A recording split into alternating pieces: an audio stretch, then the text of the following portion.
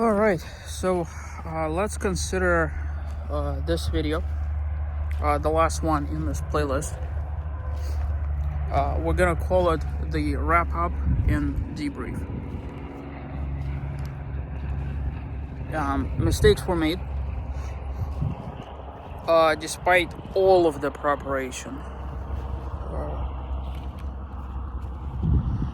You can't conceivably think of everything, right? Sun is setting over there, so it's kind of hard to avoid. So, what did I have a mistake in with, etc., and all these other things? By the way, did I mention that whomever that is, that's like the most world's epic spot right there?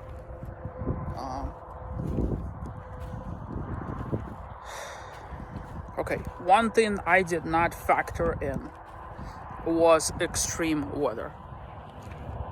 Okay, I just haven't. I'll be the first to admit that was my mistake. And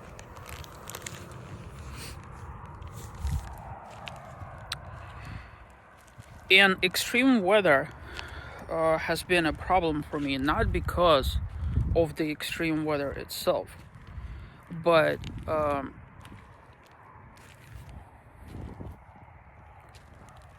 hindrances that it caused. So the first one is the fact that I've been driving slower. This is just absolutely insane if you think about it. The last time I was here with that very motorhome right there, and a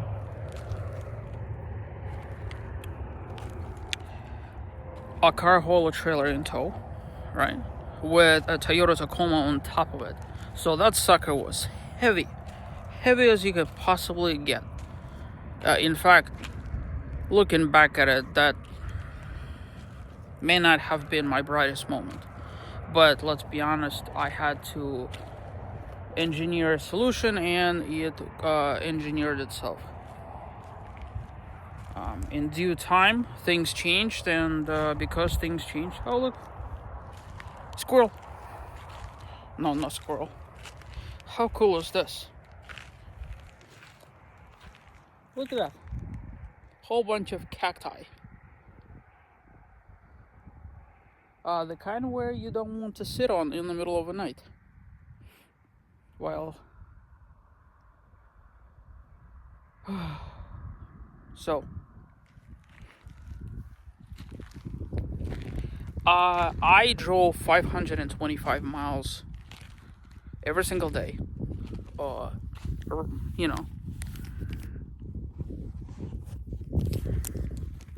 have no idea how I did that.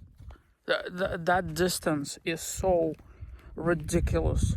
It's just crazy. Like, I literally have no idea how I managed to drive 525 miles every single day.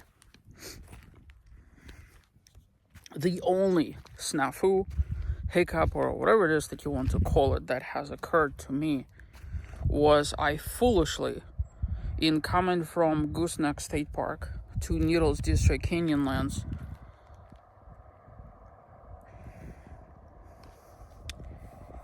I had that whole thing, and it's probably better that you watch those vlogs to understand where I was coming from.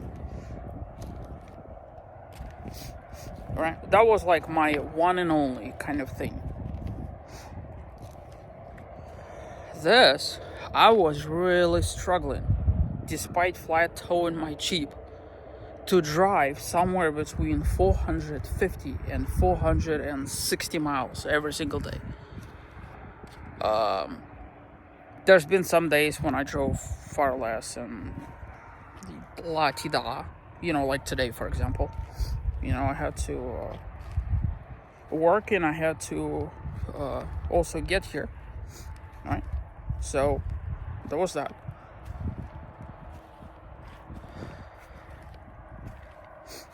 I have no idea how. I guess it looks like the weather has been such a significant hindrance in every single respect. It really threw me in for a loop, I guess. So that was a significant failure on my part, and I'm willing to own up to it.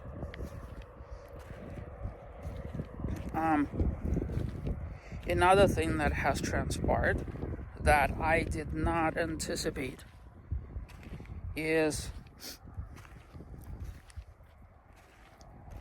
I didn't give myself any kind of grace in, or I guess alternatives if it wouldn't work.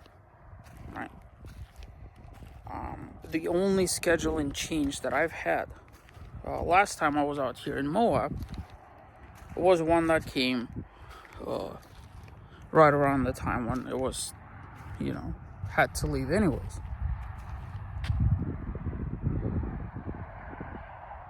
How the hell did I get up? This is criminally insane. Take a look at this. How did I get my motorhome up here? It did not look like this from over there. This is ridiculous. I guess I had like a good line somewhere, maybe.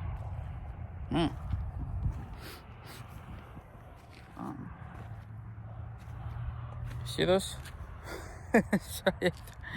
The rest of the road is like this, okay? So anybody who wants to drive way off in it, they have to be absolutely crazy. I would not want to take my motorhome over there, which is why I'm over here. Alright.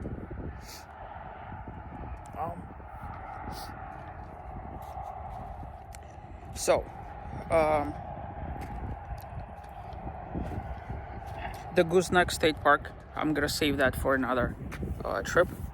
I have to figure out a way how to make that happen. My next trip here this summer, probably I'm gonna call it July unofficially. That could change.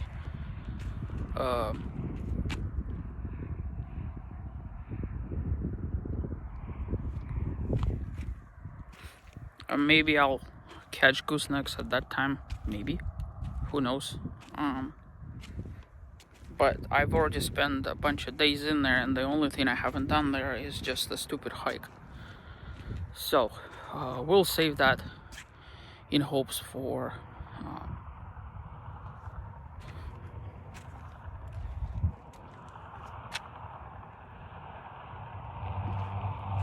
I'm so tired I can't even see straight. I swear I just thought I saw an antelope, but no, that's just a stone. Here's me in a golden hour light. How about that? So another thing is I don't know, maybe it's because I got issues now that they're causing me to feel and I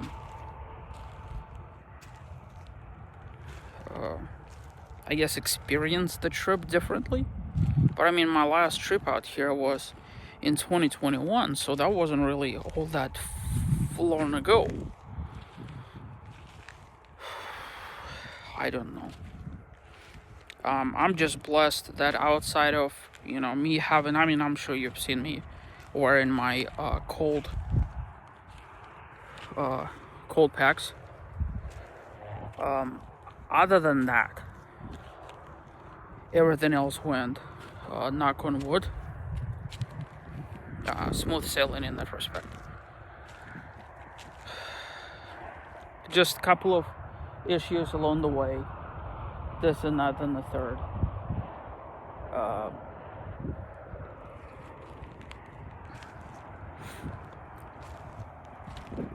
But honestly, I still cannot, I don't know where I failed. I mean, I've succeeded in the sense that I got here, right? Let's not mince words. I have succeeded in a sense that I've avoided the hail and severe thunderstorm and all that stuff. But the fact that I was being rained on for more than 1,000 miles at a bare minimum. Like even today, right? I left Farmington. The weather was nice, right? I made my way all the way to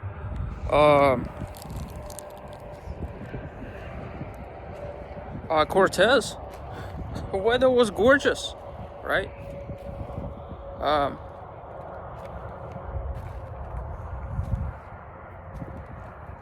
And then all of a sudden, bam! As soon as I left Cortez, it just started raining, and it rained all the way up until let me see. If you're familiar at all with Moab, and you're coming from a Monticello area, there is a rest area for trucks that is like super duper easy to miss. All of a sudden it just stopped raining there, so that was kind of the one and only place where it stopped raining, and it just was like this. Now when I arrived in Moab, I recorded a little clip. Temps were like, I don't know, pushing almost 80. I was like shocked. Now temperature is dropping, and temperature is dropping, which is really good, because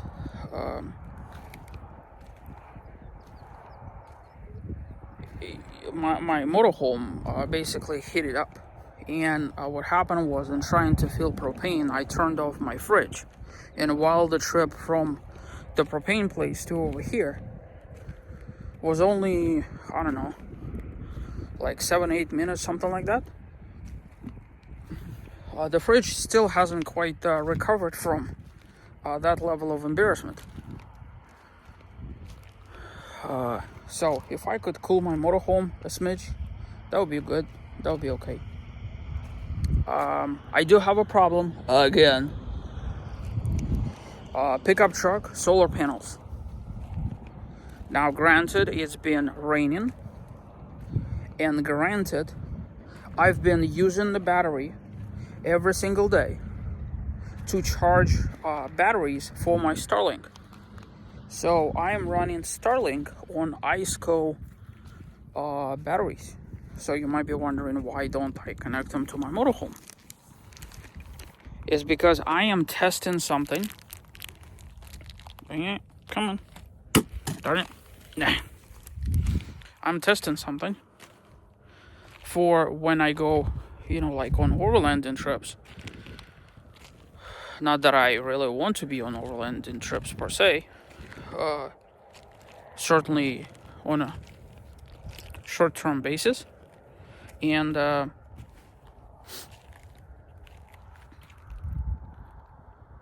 at that.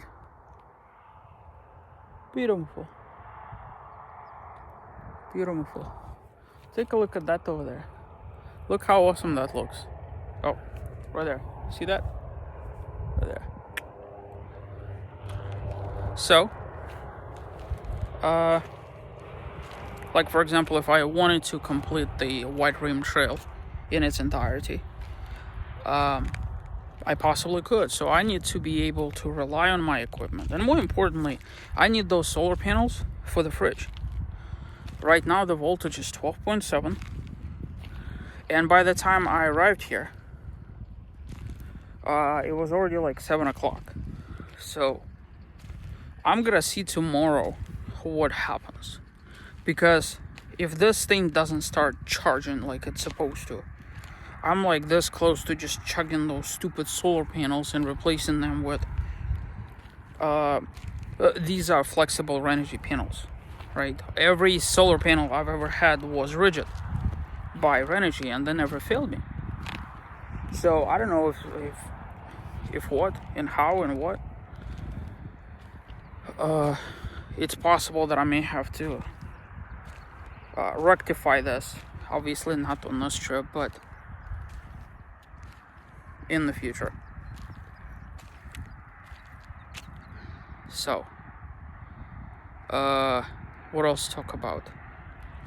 failures, got that. I do feel like I've had some victories as well. I have been able to basically find parking every single time.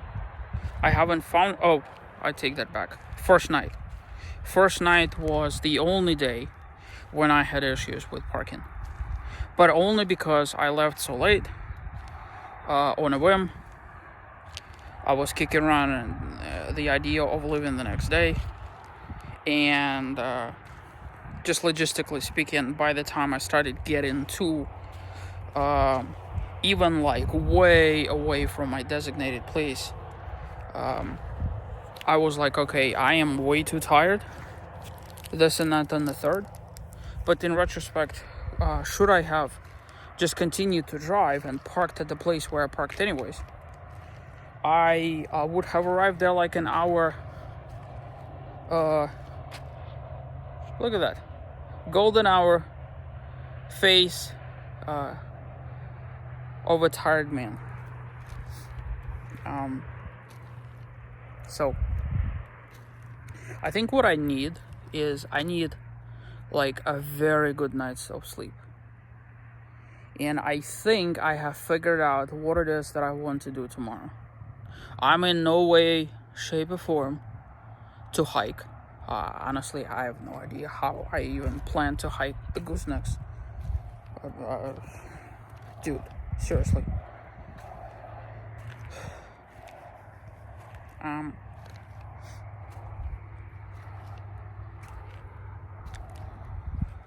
I think I'm gonna drive around on 128 and towards the Potash Road and just fly my drones everywhere.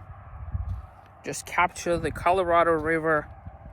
I have predetermined GPS spots where I was planning to do that on a different trip, and it's a leisurely drive.